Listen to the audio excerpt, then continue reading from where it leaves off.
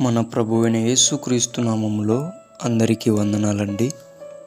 ఈరోజు దేవుని మాటలు ద్వితీయోపదేశ కాండము 31వ అధ్యాయము 6వ వచనం. భయపడకుడి, వారిని చూచి దిగులు పడకుడి, నీతో కూడా వచ్చువాడు నీ దేవుడైన యెహోవాయే. ఈ మాట మోషే గారు యెహోషువతో చెప్తున్న మాట.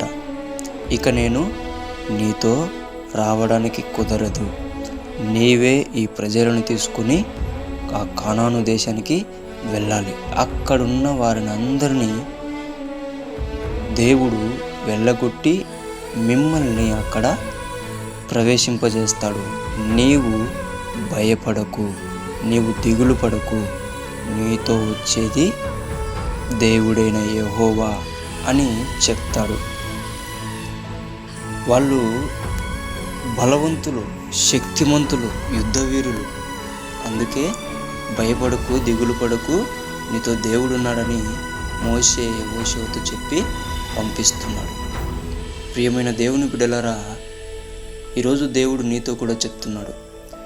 నీ ఎదుట నీవు ఎదుర్కోలేని శత్రువైనా సరే, నీవు జయించలేని శ్రమ అయినా సరే, నువ్వు భయపడకు, నువ్వు దిగులు పడకు. అది ఎటువంటి శ్రమ అయినా సరే, ఎటువంటి శత్రువైనా సరే, నీతో పాటు వచ్చేది నీ దేవుడైన యెహోవా.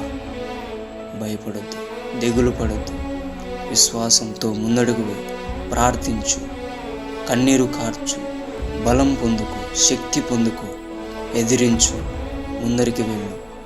దైవ సేవకుని మాట విను. దేవుని మాట విన్న తర్వాత దైవ సేవకుని మాట విను. నువ్వు ముందడుగు వేయి. నీకు దేవుడు యెహోషువకి ఇచ్చిన గొప్ప విజయం నీకు కూడా ఇవ్వబోతున్నాడు. దేవుడి మాటను దీవించును గాక. ప్రార్థించుకుందాం. మహాపరిశుద్ధుడైన తండ్రి, నీకు వందనాలు. ఏ తోడు లేకున్నా యెహోషువకు నీవు తోడుగా ఉండి నడిపించావు ప్రభా. ఈరోజు నా ఎదుట శ్రమ ఉన్నా సరే, నేను నిన్ను నమ్మి ముందడుగు వేస్తున్నాను ప్రభా. యెహోషువ నడిపించిన దేవా, నన్ను నడిపించమని యేసు క్రీస్తు నామములో ఎవరైతే ప్రార్థిస్తున్నారో వారికి నీవు తోడై ఉండమని ప్రార్థిస్తున్నాము తండ్రి. ఆమెన్.